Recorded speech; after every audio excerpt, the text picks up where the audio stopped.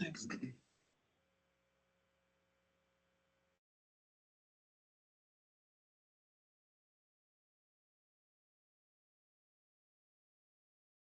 You're good. Very good. Mhm. Good evening. I'd like to call to order the Thursday, February 12th, 2026 meeting of the Culver Town Council to order. Roll call, please. William Cleavenger, Present. Joe Day, Present. Ginny Munroe here, Sally Ricciardi here, and Dana Neer. Present. Will you please join me for the pledge of allegiance? I Pledge allegiance to the flag of the United States of America, to the republic for which it stands, one nation, under God, indivisible, with liberty and justice for all.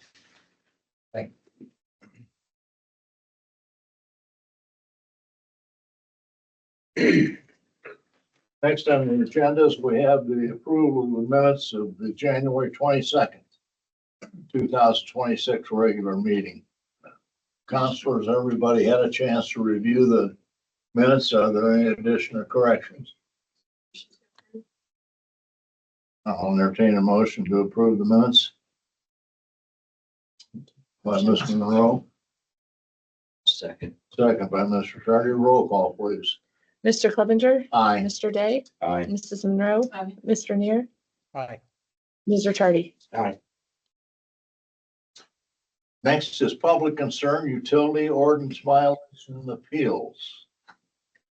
Anyone in the room for any of those items? I've got one that not on the agenda tonight, but Tim is here from Skyline. There's been a question that we've been talking about concerning the parking lot near the water tower. I asked him to come just to kind of address the council, not for a decision or a vote, but kind of explain some of the thinking that we've been communicating directly to you guys and just start a conversation, I think. So if you want to. Yeah, I'm Tim Merchant. So, at the Inn by the Lake, and like Kevin said, we just been talking to him. We want to do pretty big rehab rebuild, maybe to the Inn by the Lake. We kind of gone back and forth between hotel and different ideas for it, but parking was one of the things that the public parking is right next door with the water tower. And Kevin and I talked that, we were free to park there as far as I don't think there was any ordinances against parking or anything. And so it would affect how we design our, get our prints drawn to remodel this hotel.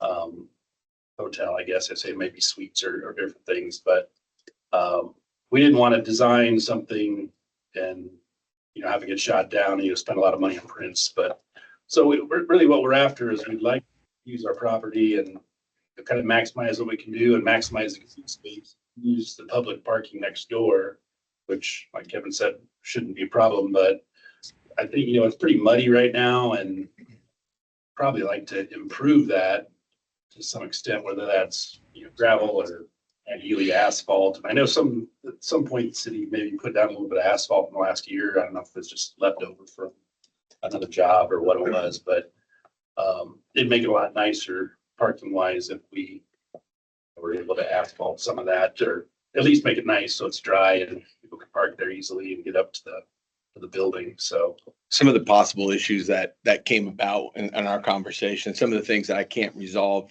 talking with Chad and consulting, it is public parking for overnight and there's no ordinance that governs against it. However, the intended use would be different. It would be a commercial use, and I didn't know if that changed any of the paradigms, and that's not something I could comment on. I would need the council and I'd need direction on that. The second thing is in terms of improvements, what would that look like on a legal basis, and what would that mean in terms of the town's relationship with this parking lot moving forward? Those are some big asks that went way beyond my capacity to answer on the phone. And that's why I asked him to come in to kind of at least present what he was thinking directly to the council, who's going to ultimately have to make a decision on it since it's town property, and also having our legal here at the same time and being able to hear it directly.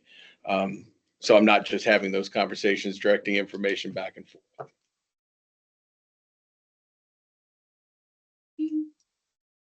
whatever you design, or does that depend on how we respond? I guess my question, like, Sure. do you want our lot to be your permanent lot? Yeah, I mean, we maybe have some of our own, but it takes, you know, it's not a huge lot we're at. I don't know if you know how it is, but you kind of pull into each door there and it's a little bit tight anyway. So it would just allow a lot more green space if we could use at least, I mean, really that parking goes all the way down the side of the hotel, so you can park right along there. And, you know, maybe we'd have some parking for people that work there, but people that were staying could park in public parking along there. You know, for the most part, most of the time it's unutilized, I guess. The guys that work at Papa's sometimes park over there and walk over. See if he finally does. But, so yeah, a little of both. It just, if you have 10, 12 suites there, it takes a lot of parking on the site. So you end up with almost all hard surface. You know, and you can't, right now, I don't know, some of you maybe been in there, but some of the bathrooms are kind of small. We'd like to expand that just to make it nicer units. And we could use up a little more of the space. We didn't have to have parking. Well, the only time that parking is used probably is when you have big events, right? And if you're having a big event, then you might run the risk of losing all of the parking. The park So what- employees park there in the summer as well. Yeah, okay. So it seems to me that depending on what the improvement that the town does, if you do a asphalt parking lot, for example, that you might lease back from the town, not at some crazy rate, but enough to, because that any asphalt parking lot's gonna need maintenance. And a lease payment back would reserve for you the spots you need. And so you're paying a little bit for the use of a parking lot that's a public parking lot, but you have reserved spots. That way you don't lose your spots during Lake Fest or something like that. And you're giving back, and the town could use that money to help maintain it, depending on whether they got money to, an asphalt parking lot's gonna be expensive, so. Just ideas, like, Sure, and you know, we would expect to, right. that cost would be something that we would do and then hand it to the city. You know, then it would be next to us to use. So, And we've talked about putting storage around the water tower for Bob's purposes and possibly Crystal's as well. So we'd have to have our access, potentially some parking for us, and definitely access for trucks, et cetera, that have to get to that water tower. So I want to know that Bob's assessed it and his, in terms of your needs. You know, I wouldn't want to just be like, go ahead. Yeah, yeah. And our dumpsters back there too, so the dump, Yeah. garbage truck would have to be able to. I get think there. in that respect, I'd want to know that you guys would be collaborating with our department heads and Kevin on potential design or potential options for what you would be looking at. So that they would have, and if their input is absolutely not, this isn't gonna work for our needs, I'd want to know that too from them without putting them on the spot in this meeting. But I mean, I would be open to it if there were that kind of collaborative effort with the people who use it, really. And you know, from a public event standpoint, Bob knows from a departmental needs standpoint, I would think that, you know, if we can get that kind of input, I would be open to whatever that would look like, as long as they've got So with, eyeballs on it. that's why I asked him to come in tonight to see Yeah. if, not to definitively say anything, not to make any type of agreements or anything like that, but just to seek the council's permission to move forward to explore the possibilities. And I'll go with the department heads, and Tim and I can maybe start looking at something a little bit in terms of your ideas on paper. Not to put Marty on the spot, we were literally just talking about that space. So there's some potentially some TIF money that might get spent there. Yeah, I think we need to think about the long-term plan for that area of town. We've talked about that in the comprehensive plan, setting up an entertainment kind of focused area along the park there, and we would need some parking. But my concern is, let's say that turns out really well, and we decide we want to take that and build a garage on it. I think you can. Otherwise develop it, and then we leave you without any parking while that construction is going You on. can't give away public ground, but you could lease it. Right, so you could lease back to them. Guaranteed, enough to compensate the town for the usage. And that would be something that we could, starting to think, getting a little bit, maybe one step further down the line, see what maybe some of your expectations would be there in terms of how many spots, and then coordinating with Crystal and Bob, like you said, and Marty, getting with you and talking a little bit about that would be, and that's all I'm asking for. It's just We're some also guidance here. making It to become.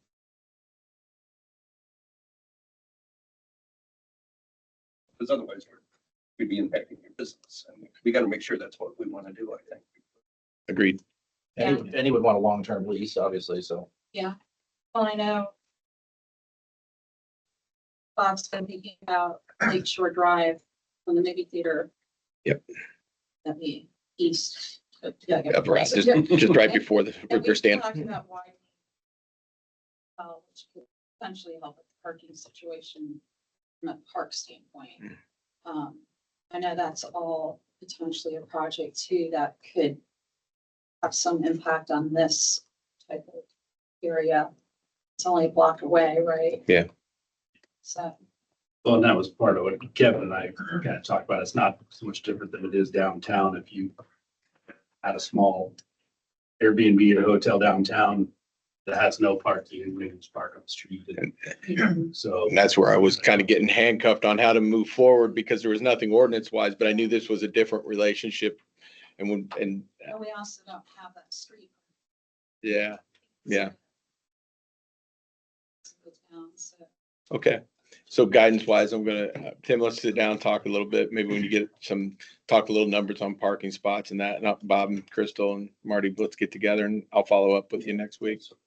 Okay, thank you. Just so you know, it's not a huge amount. We've got 12 to 13 units right now. So, we're not talking 30 spaces.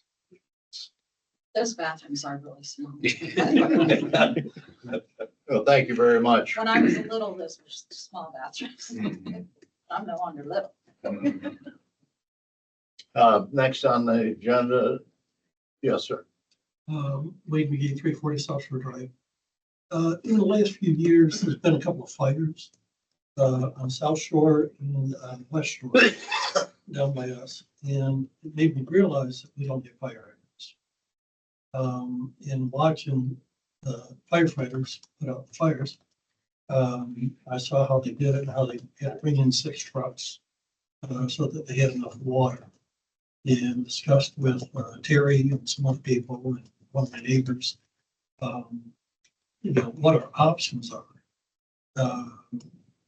We put in fire hydrants, which would be very expensive, required to DNR. The East Shore, I believe, put in a well recently. Their safety concerns, insurance. And one of my neighbors talked to one of the firefighters from another fire department that was at the fire, and he recommended, I know they can pull from the lake. However, pulling from the lake, you can get a sediment that will ruin your props and propellers that are plastic, from what I understand. But apparently there are devices that cost about $5,000 a piece that sit on top of the water and filter so that you can pull from the lake if you need water. I'm looking for some direction from town council, maybe the CRC. I'm sure we can come up with some private funding, because this is a safety concern. That one of my neighbors said, geez, if we buy 6 of them, it costs $30,000, which is a small price to pay for fire safety. So I guess I'd be looking for some direction as to, what the town would recommend, the fire department would recommend, how we could get involved. I think all the homes affected are in the Southwest Conservatives. So it would be helpful if the Southwest Conservancy could put out a note, with the options and what we can do, and what the town recommends and the fire department might recommend.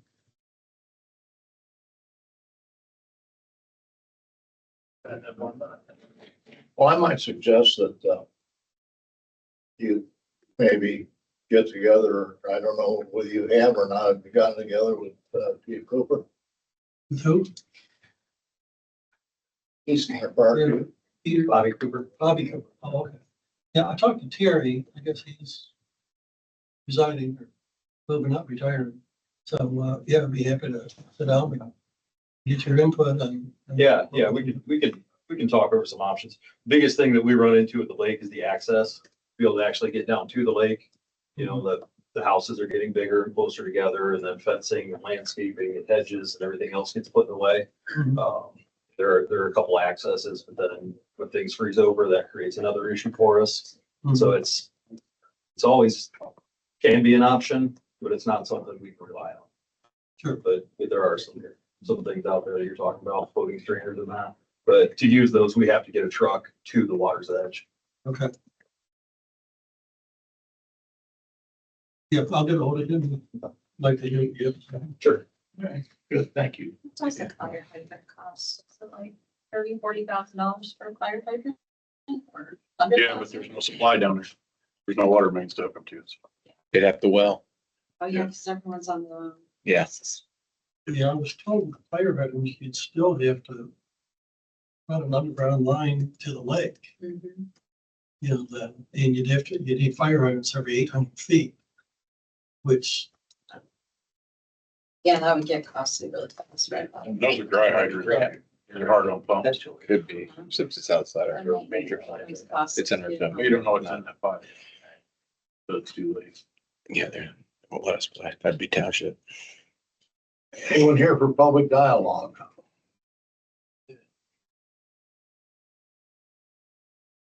Old business.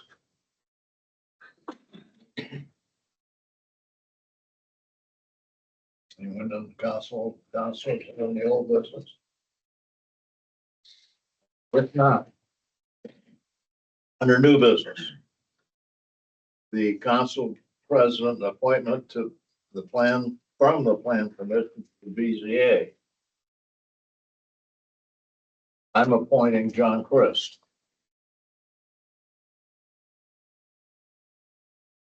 Now we have a town council appointment to the BZA. So councilors for goodness sake. I would like to make a appointment Barry Manroy to the council appointment to the BCA. I'll second your request.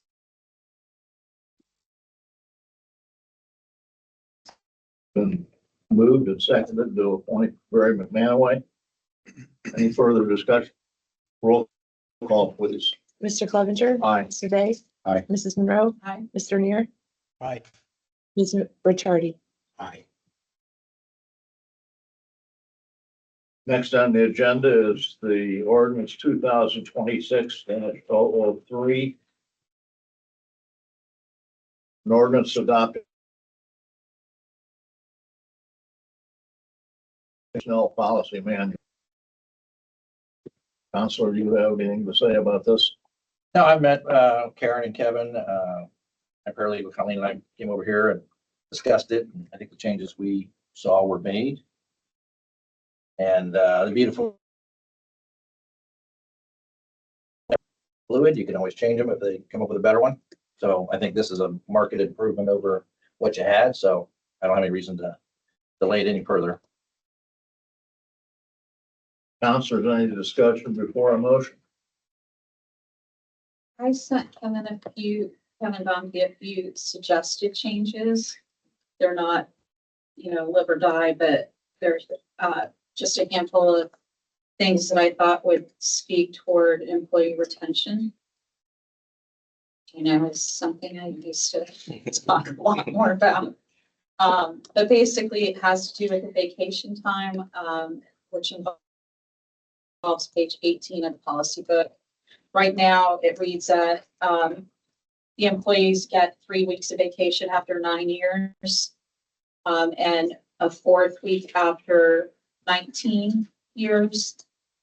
And I was suggesting, instead of it being 9 years for 3 weeks, we switch that to 5 years. And instead of 19 years for 4 weeks, we switch that to 10 years. And then the people who have been here longer than 20 years, we give them another week of vacation because they had to wait to get this vacation time. So, and we know Chad and at least Bob are two that have been here longer than 20. I don't know how many more we have, but I just feel like waiting 9 years for the 3rd week of vacation is a long time. So that was a suggestion. Would that require, and this is where I was at with that, would that require reopening the salary ordinance for approval? Would that, because of benefit, added benefit and the council approving that prior to putting it in the personnel handbook?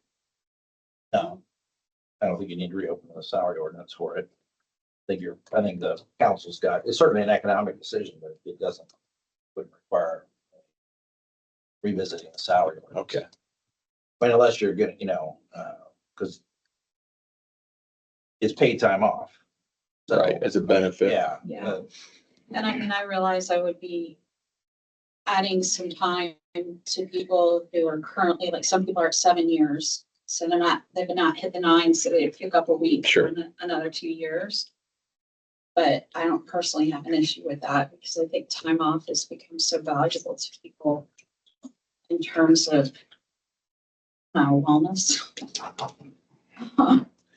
And I know I value it more than I do a salary raise myself in my own work life. That's just my personal thing. And I had some other minor potential changes that are similar in nature, like we approved, I think a few years back, this was probably because of COVID and what was happening in the police department where they weren't able to get vacation time.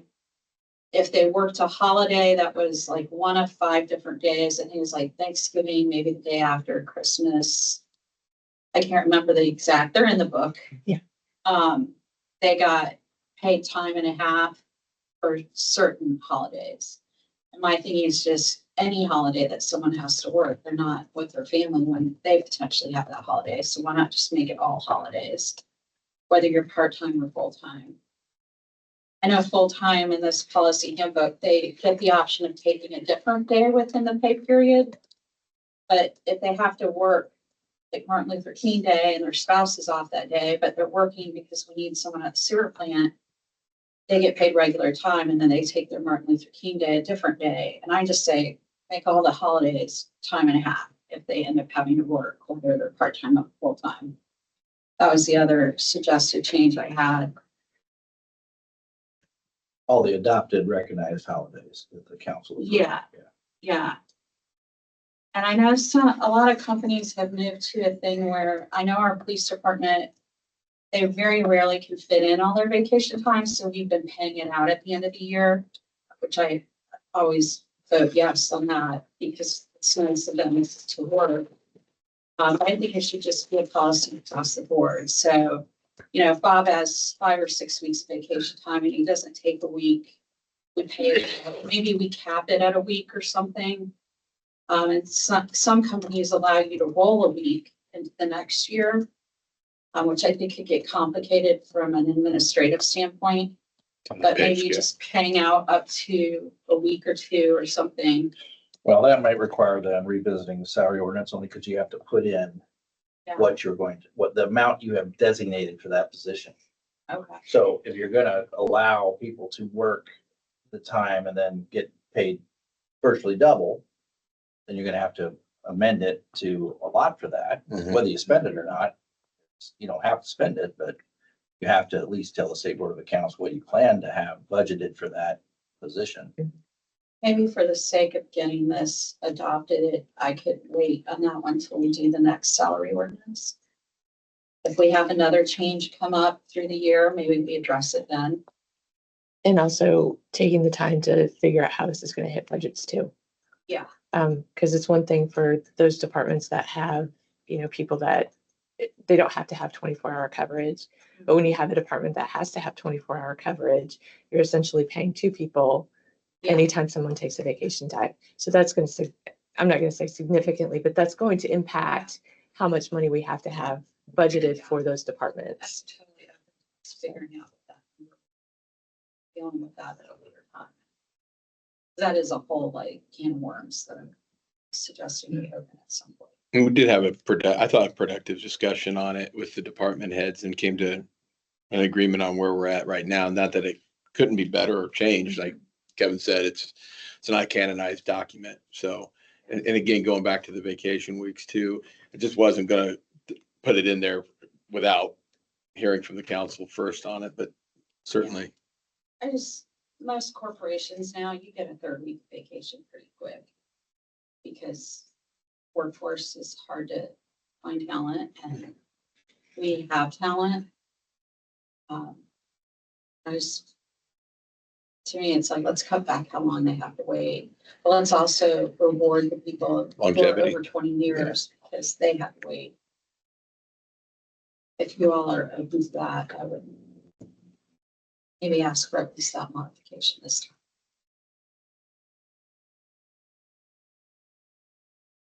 I don't have anything else to say. It's right. I think I'd come, like the idea, but I don't see what the actual cost would end up being. And how many people would.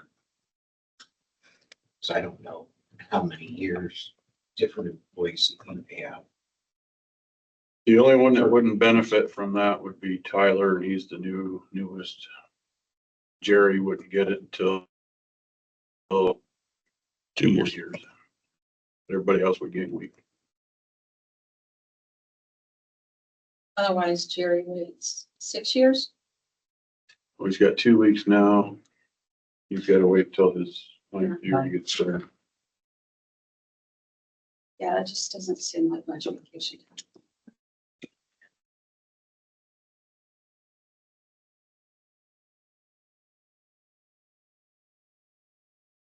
If we discuss that or mull it over for. You want to table till next meeting? Well, I'd even be open to passing on first read and we can. We can wait always the amend second on read. second and third. Yeah. No, okay. I'll entertain a motion to approve ordinance 2026-003 on first read. Make that motion. Ms. Munroe makes a motion. Second. Second by Mr. Ricciardi. Roll call, please. Mr. Cleavenger. Aye. Mr. Day. Aye. Mrs. Munroe. Aye. Mr. Neer. Aye. Ms. Ricciardi. Thanks for considering it. No, it's okay. I've got, Been on my mind for a few years. So you could just come up with an alternative and then they vote on it next. right, just to be clear though, what we're considering alternative wise at the moment is the vacation edition.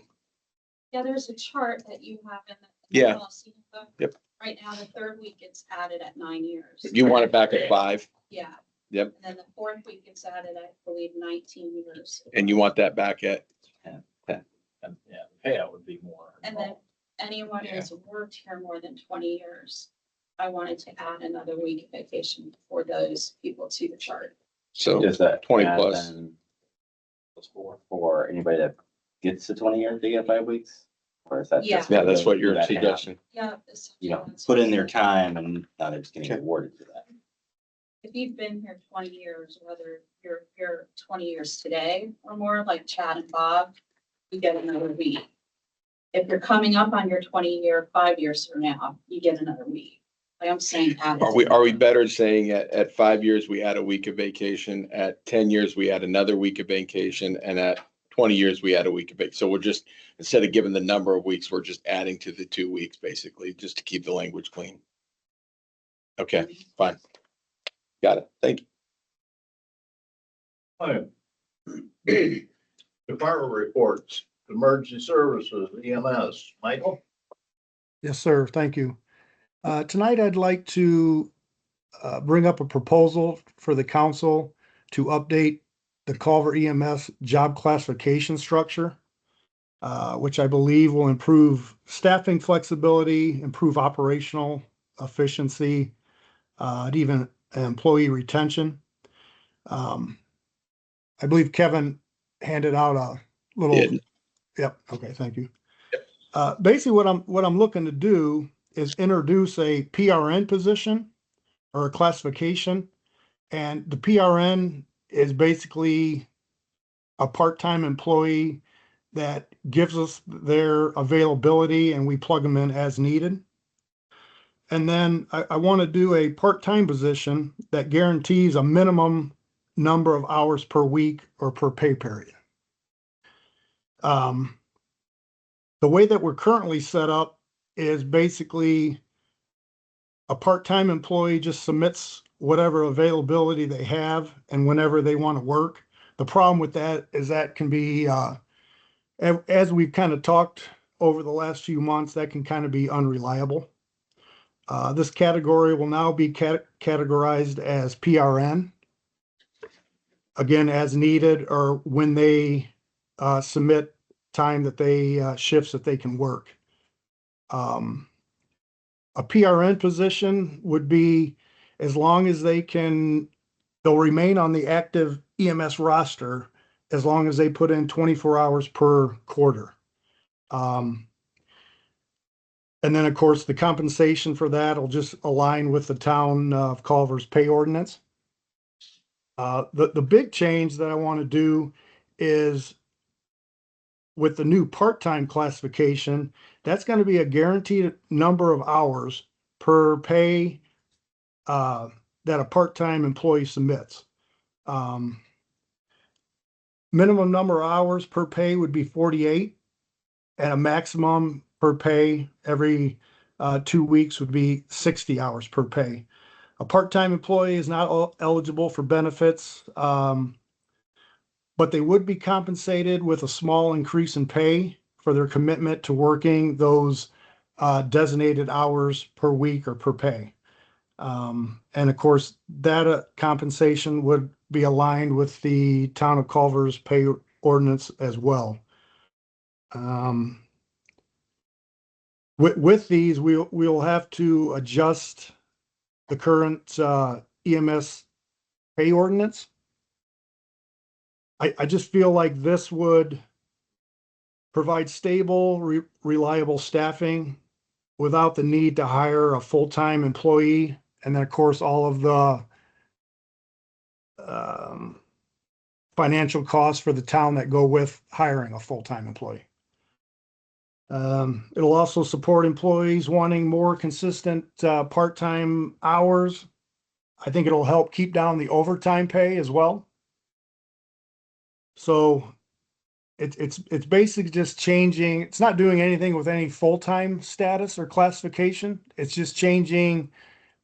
Instead of just having one part-time classification, we'll have two. It'll be PRN and it'll be part-time.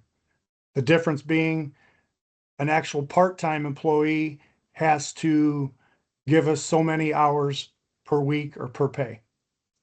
Whereas right now, a part-time employee doesn't have to give us that as long as they're giving us a set amount of hours per quarter. And with the summer coming up, I'm scared to see what could potentially last year that we had a lot of open paramedic shifts and the overtime budget skyrocketed. So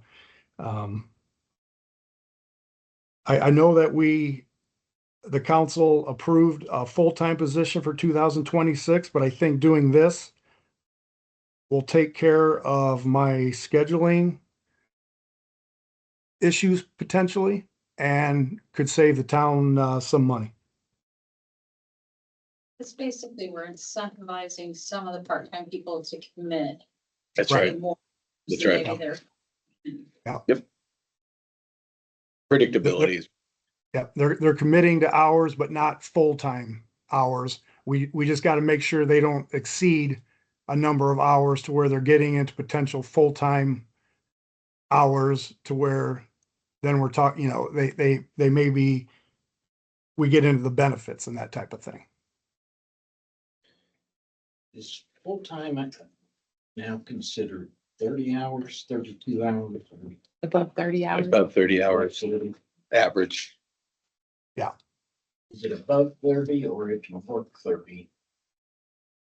I think the way it states, it's an average of 30 hours a week on the pay period.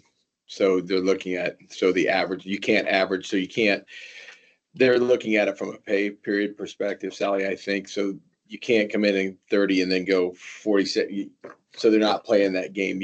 They're trying to keep you below a certain cap during that pay period. And I believe 54 would be, or correct me, Mike, if I'm wrong on that. For the part-time staff, not the PRN, you were thinking of how many hours a week on a regular basis?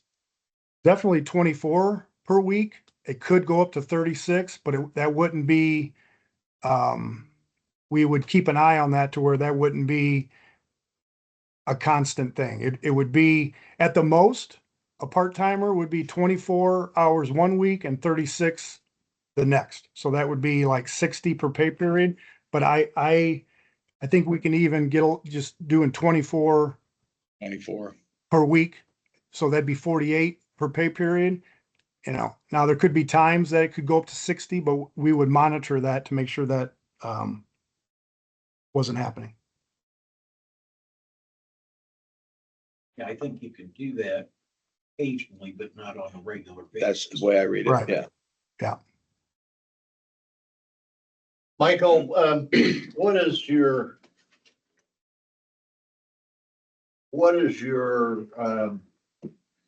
I don't want to say objective or objection, but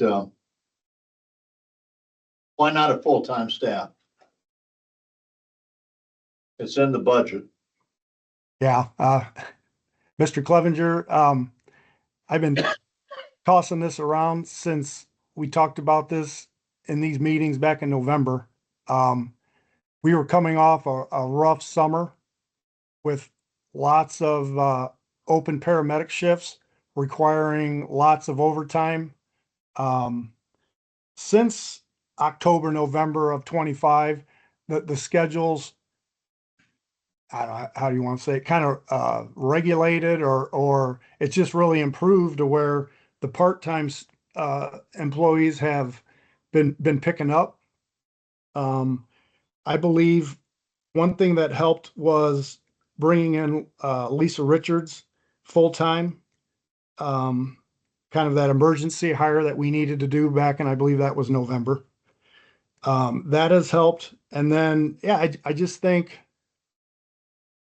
the part-time, basically, I guess to answer your question, sir, is the schedule has really been coming together ever since then. We haven't had a lot of open shifts.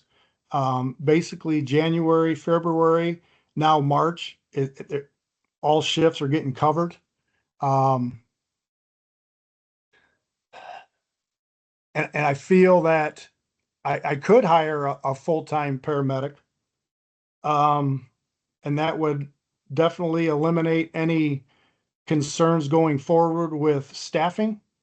But I'm also concerned by doing that, I'm going to lose 2 to 3 part-time paramedics just because there's not going to be any shifts available. So I'm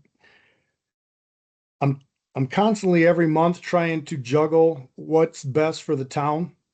And I just feel right now that a full-time maybe isn't the best for the town. Now it'd be great because the staffing would be always full, but things are looking pretty good right now in terms of staffing. So I'll be honest, I'm kind of torn on what I should do. Should I just fill that position and be done with it? Or should I keep plugging in the part-timers? Because we've got some really good part-time employees right now that are really willing to put in some time and availability, and it's working out good. Now, I don't have a magic ball to see what's going to happen in 2 or 3 months. That's the problem. Well, you have a lot more flexibility with part-time people, especially when you start with others taking vacation time and Yeah. paid leave. I can see your point. Part-time that I had that were working on me at one point had regular shifts each week. And they would, actually take an extra shift if somebody was going on vacation. Yeah. Where if you have a full-time person, if they take that shift, you're paying them overtime. So, I can see your point. Yeah, I mean, we could probably go either way. Because I've done interviews for that position. There's part-time paramedics that want a full-time spot. So we could just, I guess, end this monthly conversation that we have, and just hire a full-timer. But, so I guess I'm just gonna maybe ask the council what they would like to do for the town here. I do know, I will say this much, our paramedic rosters, I'll even say the EMTs as well, from a year ago, we are in such a better position, not so much because of the number of people, but the quality of people that are willing, when they say that, yeah, they want to put in some time, they want to give us some availability, and they actually do now. Whereas last year, I had a lot of people saying, oh yeah, I want to work, I want to work, I want to work. And then when the schedule comes out, nobody puts in any time. So we're in a lot better position than we were last year. So, To ride the wave. Yeah. I think instinctively you found a way to potentially cut the budget with overhead and benefits and all that stuff, which is Yeah. hard to swallow. It was hard to swallow approving it. If you feel like you can ride the momentum with this extra part-time category, I say at least try it for a calendar year and then judge if it worked out okay. And you'll know if it's not going to work out okay when the summer hits. My conversations with Mike confirm what he's saying. And he's right. It's not about numbers. It's about depth. And he's created depth in the department of reliability. So he's got more players he can put into play and on a predictable level. And that's, I think, probably what changed the paradigm for him on the decision making. Cutting overtime and it's helping those full-timers get vacation time if you keep some of your part-timers happy. If they get enough hours, That's right. they're happy, willing to step in. That's good. oh yeah, it's something I toss around every week, every month. I'm not sure what to do. One day I feel like I just want to just fill that full-time spot and maybe be done with it. And then the next week I'm like, eh. So It's okay. I think it's okay. It doesn't work out. 3 months from now, you regret going this route. Doesn't mean we can't go the other route. right. I would agree with that. At this time, I feel like if we could just do the PRN and a part-time category, and maybe move a couple paramedics from PRN up into that part-time category. I feel like that'll be a benefit for not only the department, but for the town moving forward. Councilors, any more discussion? And anybody have anything? Sounds like a win-win to me. And, as noted, we can always do something different if it doesn't seem to work out. I appreciate the openness and transparency on it.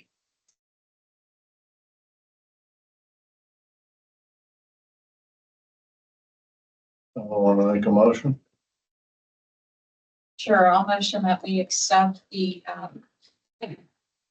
new category for part-time staff as presented in Mike's document that has all the appropriate definitions for that category.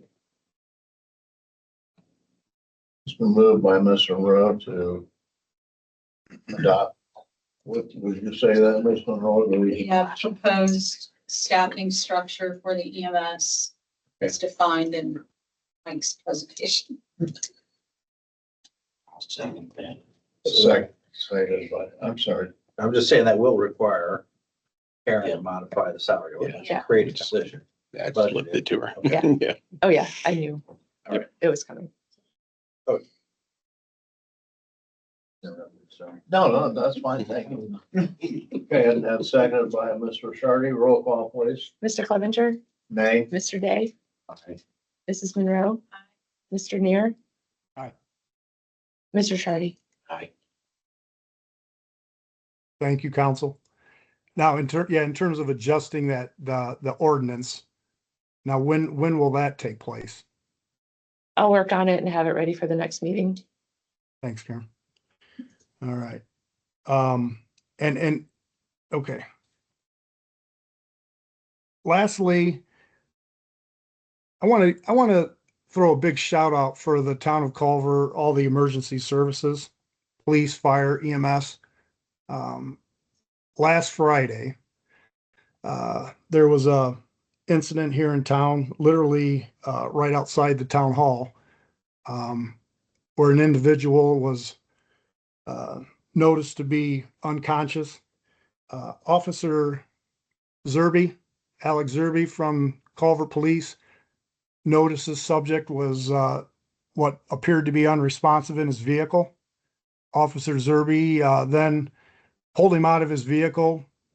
He wasn't breathing, no pulses, started CPR, immediately called for fire, Culver EMS.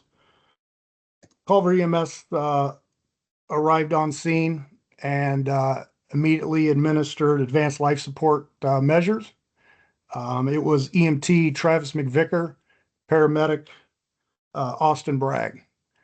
They administered an advanced airway, ended up giving him, I believe, 4 rounds of epinephrine, got pulses back on him.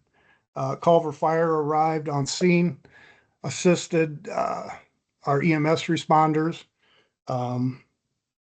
Fire Chief Bobby Cooper, firefighter Eric Lawson, and Chief Cooper, you can tell me too. There might have been a few other firefighters that were there too, but those are the 2 that I have seen in the reports. But just a great job of all 3 services coming together to really administer great care to this subject.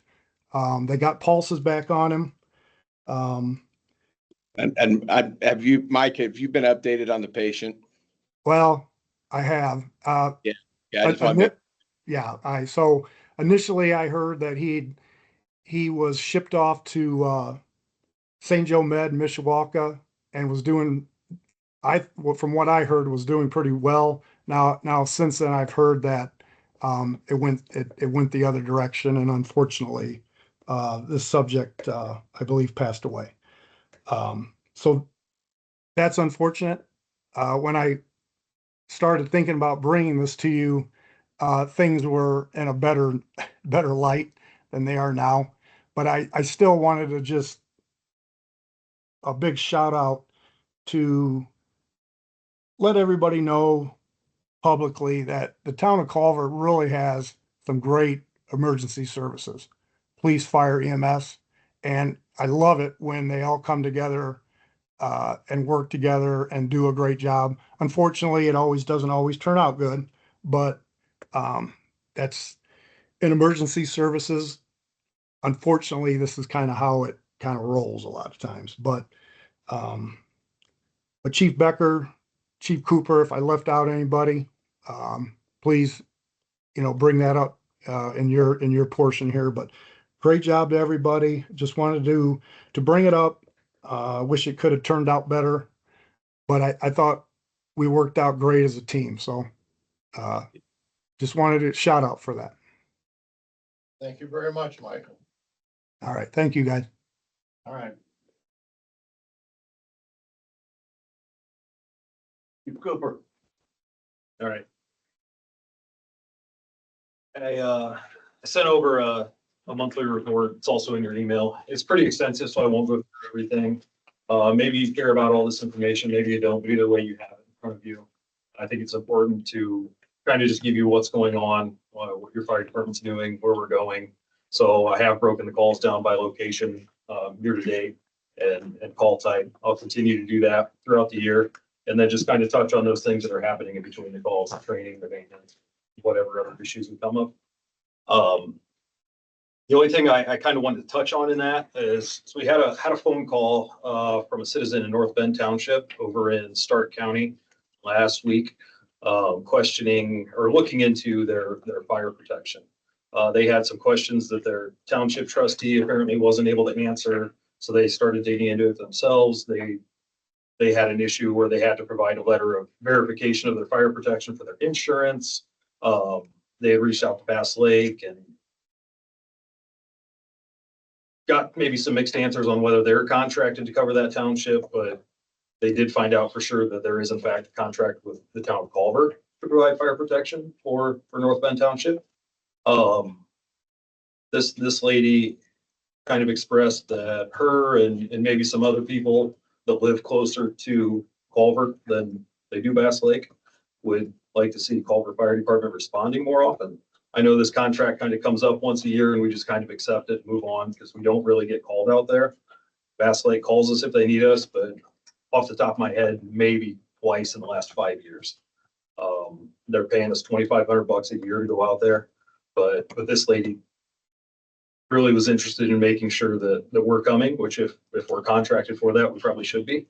So I'll follow up with the North Bend Township trustee, Bass Lake Fire Department and Stark County Dispatch to find out when they want us going, how we're going to get notified. But I just wanted to kind of put that to your attention because it is a rather large township.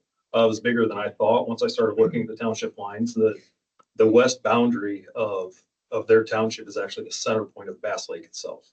So the east half of Bass Lake is all North Bend Township. So that's a pretty good distance for us. And they go north halfway, probably between State Road 10 and 23, or State Road 10 and 8. So it's a big chunk of geography, and there's a lot of homes out there, a lot of big homes, especially closer to Bass Lake. So kind of as that progresses, that may be a little bit of a tax on us for covering that, because if we end up being the primary fire department for even half of that township, $2,500 probably wouldn't cover fuel to get there. So we have a contract, we have to fulfill it. If we're called, we'll go. But when it comes time to renegotiate that, we're gonna have to look harder at those numbers and kind of reevaluate that before we make that commitment.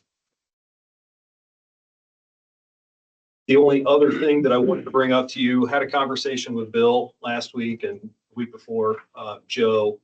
And what I'd like to do is get you all down to the fire station and have a work session, just to kind of show you the station, show you the trucks, go through what we've got going on. That way you can see everything. When we come in and we talk about the engine or the squad or whatever, we can show you that and kind of have an idea of what those pieces of equipment are and what's going on with them. We've got decisions to make as the new truck comes. That's due July of this year. So we've got decisions to make on what truck's going to go away when that new one comes and how we're going to sell that. So I want to have that discussion with you down there, if that's something that you guys would be interested in doing. What date did we throw out? Remember? My schedule gets super tight in March. I'm open on the 11th. I'm open the evening of the 11th or possibly the 18th. That's Wednesday. Yeah, those are both Wednesdays. Yeah. And I hate to throw another meeting on you guys, so if it's something we need to kick down to the next month, we could do that too. I I'll think I could do a Wednesday night. send out an email to Yeah. confirm. Yeah. I don't have a problem. Okay.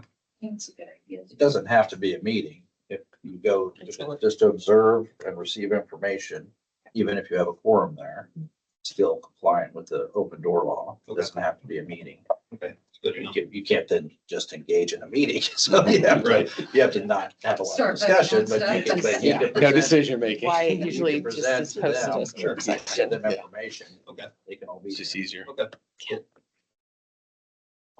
That's, That's, we're looking at the 11th.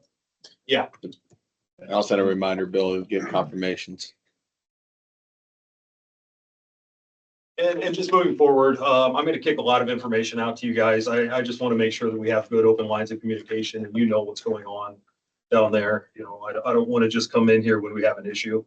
I want you to see the things that are happening and what the volunteers are doing, because we do have people to put in a lot of time down there and a lot of things that happen. So I just kind of want to keep pushing that out to you, and feel free to tell me to stop if I'm sending you too much, but I definitely want to keep you in the loop on everything. That's all I've got. Thank you very much. Chief Becker.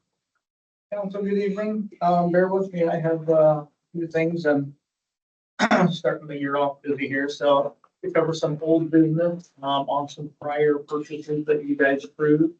The long guns, the shotguns, we got those delivered. All through qualified with them. We're now carrying those in our patrol cars for use. The body armor that was approved, we did get the panels in, body armor panels, so that we can wear them on the inside of our uniform, which I'm actually wearing one now. There's a little bit of a time delay on what we consider the outer carrier, so you can put them on the outside. I just spoke to our vendor today. Those arrived, and they're gonna deliver those to us, part of next week. Got a call from Auto Park. The new patrol car has been delivered to the dealership.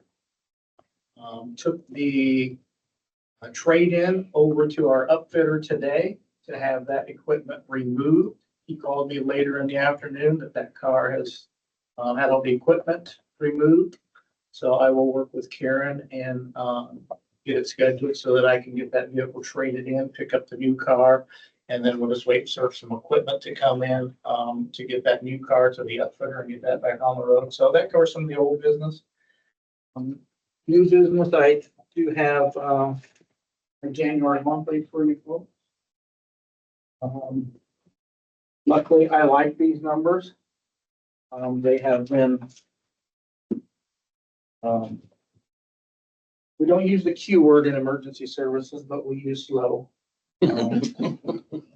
So I like these numbers, but I know that they're not going to last that long when we get into May.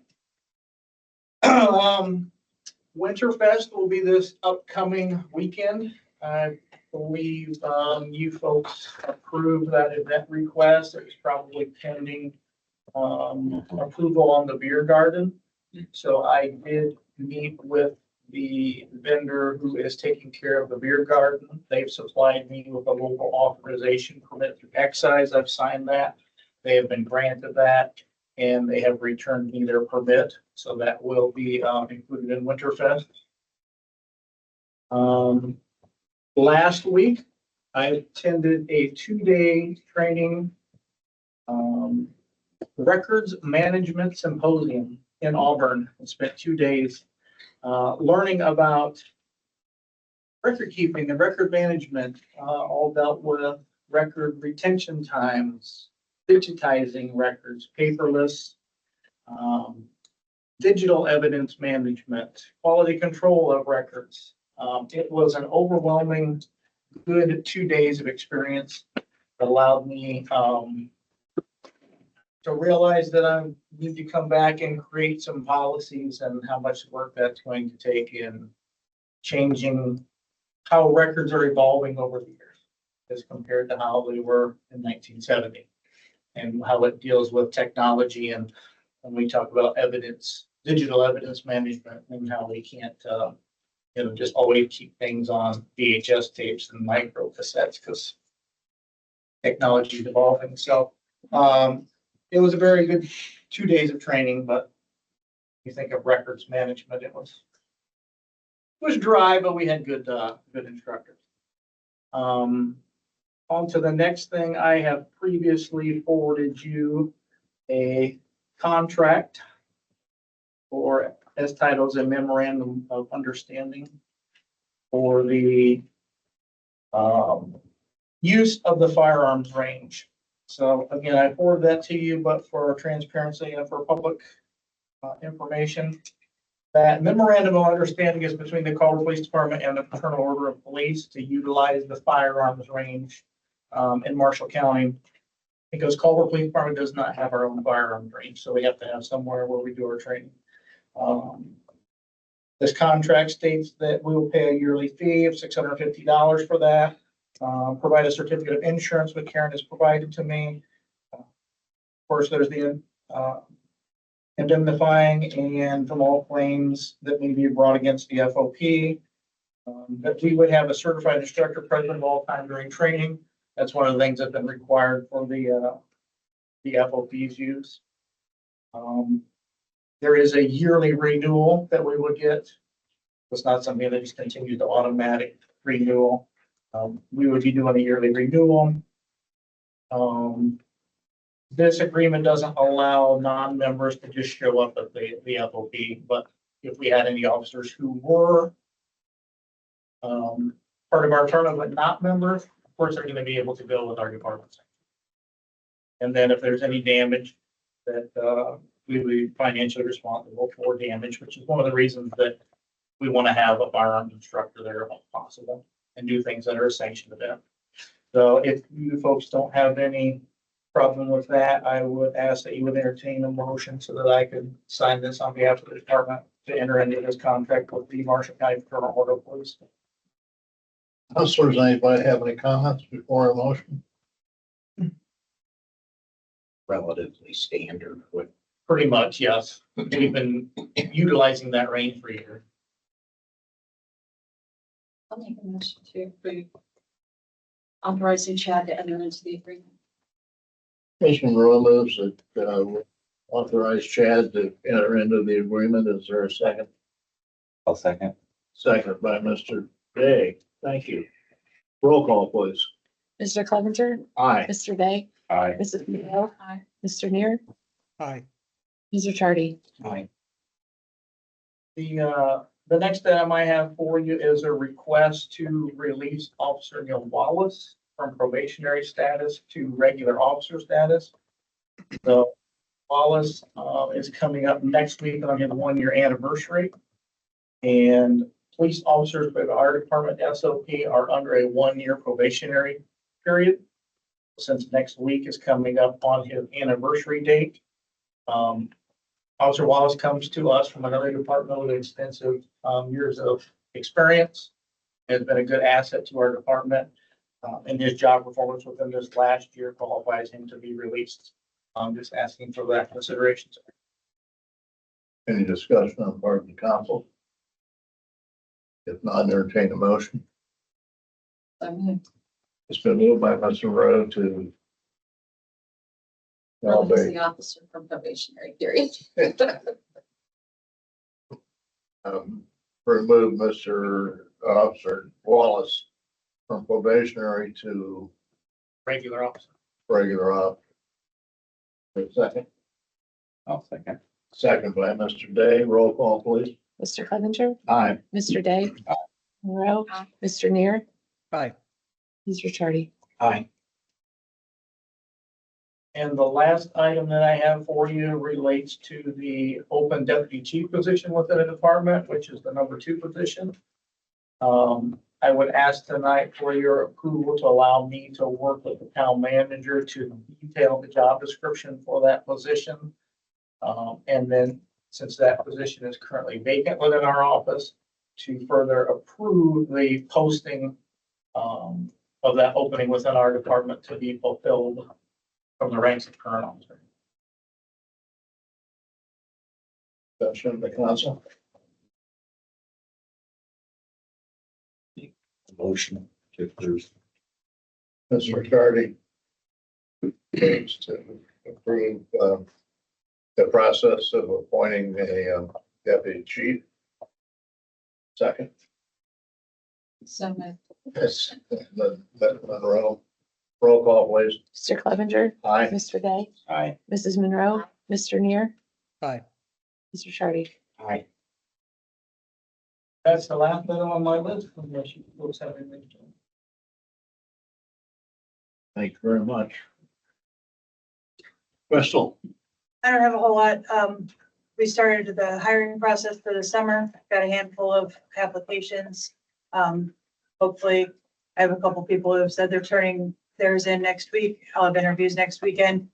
As Chad said, it's Winterfest and the sled hill has been constructed. It's larger than I've seen it in the years that I've lived here. But it actually runs a different route, I noticed today. And it doesn't go near as many trees. It looks a lot safer even though it's bigger. So, yeah, everything, there's soup for the soul is 12 to 4 on Saturday. The chili cook-off is 1 to 3, I believe. And, the polar plunge is on Sunday as well. And then, the only other thing that I have is, thank you, the fire department.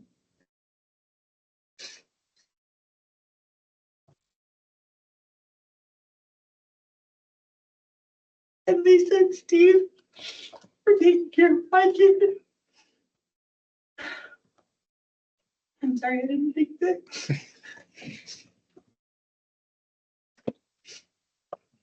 Thank you.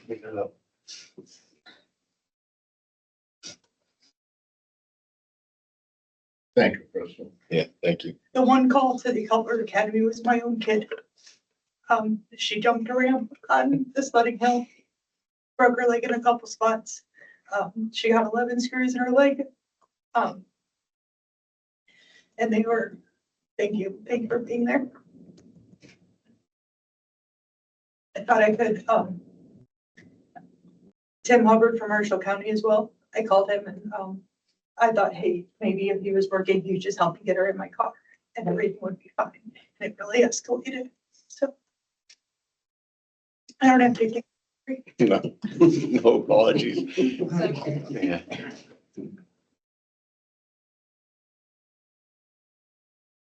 Bob? I just have a few things for you. Also have a probationary employee, Tyler Siddell. I'd like to have him formally released from probation. That comes with a 50-cent raise effective next pay. Karen, yes? I make the motion to approve releasing Tyler from probationary period and authorizing the pay raise to go into effect. Second. Moved by Ms. Monroe, second by Mr. Ricciardi. All those, roll. Mr. Clevenger, Aye. Mr. Day, Aye. Mrs. Monroe. Aye. Mr. Neer, Aye. Ms. Ricciardi. Aye. Couple other things Kevin wanted me to update you on is the water plant is moving right along. Sometime in March, our aerator will be here and our high service pumps will be here. If you guys want to see that in any portion of the project, just let me know and we'll give you a tour through there. Had a couple water leaks over the last weekend. You guys are tired. I got pictures. 2 of them. One of them was really good. Yeah. It's okay. That's all I had for you, unless you have something for me. Council, does everybody have anything for Bob? Yes. I'd like to congratulate you on what a wonderful job you've done on the roads. Thank you. You've had a lot I'll of let you guys snow. know. I think you've done that, you and your crew have done I got an a good outstanding crew. job. Really good crew. A lot of snow. Most of it's at the park now. I don't think Tony had to make any this year. No, he didn't. We turned it on so he could. He didn't use it. Mine's the size of the hill. I just saw him like randomly going and taking snow from different parts of it. Yeah, he did.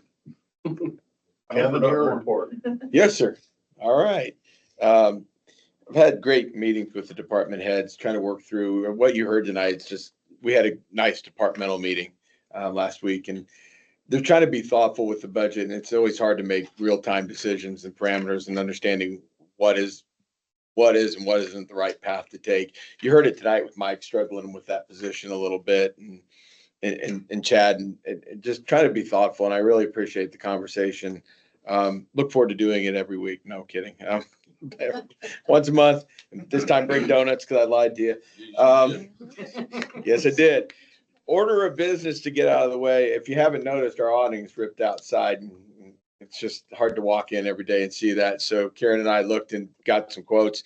Awning and sign contractors came back with a very reasonable quote. What we're thinking about is taking down the tube and putting two separate awnings over the two doors. One that will read Culver Police, one that will say Culver Town Hall. We're going with black and gold. It looks really nice. It matches the uptown signs.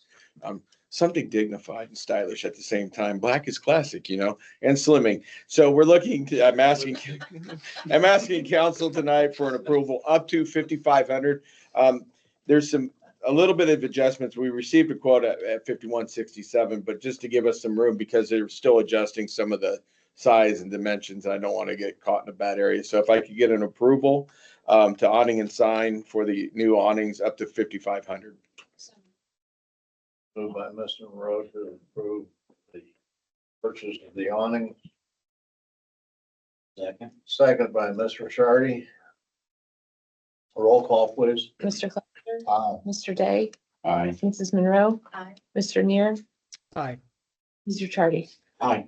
Thank you, council. Just some more updates really quickly because, well, get your guys. IDEM report, we met with Jessica Irvine, Bob and I did online with Ben, just discussing the current plant and some things that we need to move forward with in terms of compliancy. There doesn't seem to be a major issue right now, but we're working out a plan that includes the scheduling out some immediate things we're going to improve on in terms of our maintenance and operation in the near future. Pretty minor adjustments, but something that we need to tend to. And then the longer term plan with the new plant and trying to give IDEM a time schedule on that. They expressed their willingness to cooperate and be a partner in this endeavor rather than a hindrance, as some people sometimes see them. So it was a really great meeting and felt good about it. Do want to make sure in the next 2 weeks, Kevin's currently working on it, the sewer forgiveness policy that we talked about during the work session. We should have a draft in the next 2 weeks for you to take a look at, kind of embedding everything that was discussed during that work session. I had the pleasure of being a guest presenter at the Special Olympics on Sunday at the community high school. And what a great event. It brought together 10, it saw it on the nightly news, maybe it brought together kids from 10 counties, I believe. And it was amazing to watch how many people showed up from the community school to participate, from athletic director to the superintendent to athletes. Everybody came together. It was a really nice community event, and it was definitely worth the Sunday. Appreciated the opportunity to do that. Had a meeting today with Stephanie Freeman Day from our trees. We set a date for planting of April 22nd, still pretty firm on that. It'd be Earth Day. Most of the trees are going to go in over by the school. So we're going to reach out to the school, get the kids involved, and it should be a good event that day. The rain date is on the 25th, which would be a Saturday. Hopefully, cross your fingers, we get the 22nd. Just as a reminder, we do have an unsafe meeting scheduled, or unsafe board meeting scheduled for the end of this month, 2/26. Really what I'm doing is seeking the board on a couple properties and just kind of some guidance on how you would like me to move forward, taking a temporary position as building commissioner. I'd like to know what it is you'd like me to proceed on and getting some input on that, if you would. Also like to clarify some things about unsafe versus the blight and how we relate those two together. I think we saw that this year a little bit, and I'd like some guidance on that. Apart from that, I think that is the full lid for tonight. And just want to say, looking forward to Winterfest. Thank you for putting everything together and coordinating. Appreciate it, guys. Thank you. Ms. Hine, your report. I've got several claims over 2,500 for your approval, consideration and approval, and a couple of them have a little bit of a caveat. The first one is Marshall County Economic Development Corporation for 2,500. That was our typical commitment to them. We made a commitment of $10,000 and $2,500 per quarter. The second one is Star Uniform for 2,600. Those are the vests that Chad referred to. Image Trend 3,390.88, and that is an annual contract for EMS billing software. Michiana Contracting, 3,773.10. Those are for, the lights, the new lighting going along, Lakeshore Drive, that decorative light. Seller Services, thanks to the snow, 5,965.69, and that was for snow removal. Milestone Contractor, $7,300 to repair the bridge on, the extension of Lake Max Trail. Marshall County Auditor, this is 12,763. This is for emergency services, the county dispatch. That's our annual cost. And then Peerless Midwest, $50,000 and $80,000 on two separate invoices. Those are for the GEO bond and come from the GEO bond for Well C. Then I just have two others that I just want to call attention to. And one is Culver and Lake Max Kentucky Visitor Center for $7,500. They never invoiced us for the third quarter of 2025. And so they've submitted that invoice. So that's $7,500. And then the other one, it's under $2,500, but we had one sidewalk program participant that didn't get their stuff submitted in 2025. So it's carried over to 2026, and just would kind of like your approval to just go ahead and pay that with, it'll basically 2026 funds. So we'll kind of see where we're at on the sidewalk program to see how much we can actually give out. But the total cost for this one was under $2,000. So, but I would just ask for approval of those claims. Motion to approve the claims, 2,500 and more, plus the one. Ms. Munroe moves to approve, claims over 2,500. Here seconds. Roll call, please. Mr. Cleavenger. Aye. Mr. Day. Aye. Mrs. Munroe. Aye. Mr. Neer. Aye. Mr. Ricciardi. Aye. Thank you. Let's see. I have to look at my notes. This is kind of exciting to a certain extent. Culver Equities submitted an invoice for $31,815.57, and I believe this is the last one taking care of the Ready Grant. So we can put a pin in that. Yes. When's the party? You'll have to talk to Mr. McGee. After she gets So, audited for the grant. yeah, well. So I would just ask for approval that we pay $31,815.57 to Culver Equities. So moved. Been moved by Ms. Munroe to approve, payment to Culver Equities. Second. Second by Ms. Ricciardi. Roll call, please. Mr. Cleavenger. Aye. Mr. Day. Aye. Mrs. Munroe. Aye. Mr. Neer. Aye. Ms. Ricciardi. Aye. Thank you. And then the last thing I have is I sent an email out to the council members, the Plan Commission, and the BZA. There's a bill going through the House Bill 1001. Went through the House. It's now with the Senate. AIM did send out an action alert about it. It involves building, planning, and zoning. That I would really encourage you to take a look at. It could be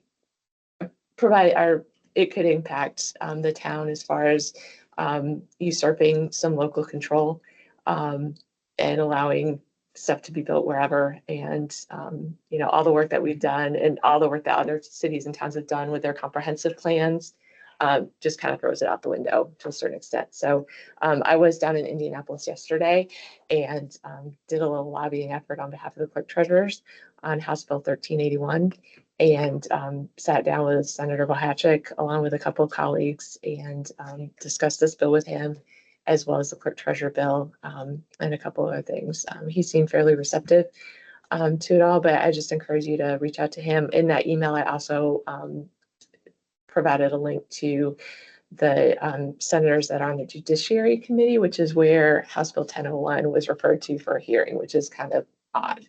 So I'll leave it at that. It and has just some interesting encourage- implications in terms of your ability for setbacks and for ADUs and interesting. Yeah, but it is a priority bill in the House because the number, usually a high priority bill is a 1001. So it's a high priority on behalf of the House. The representative that authored the bill has been according to AIM, it's been good to work with. And I'm getting this from the legislative committee, meeting. There's still some serious issues that need to be ironed out, in order to make things, helpful to cities and towns. So I just encourage you to take a look at that and reach out to the senators. So, and that's all I have. Just staying on top of those, Karen. Council issues. Monroe. I did write to the senator, so be prepared if you do, he will call you, at least he will talk your ear out. But maybe that's a good thing. Actually, He's hearing from us. I benefited from that because he called me looking for you. And so I got to talk to him for about 15 minutes. So thank you. You got hit by two of us. Yeah. Mr. Ricciardi, I have nothing.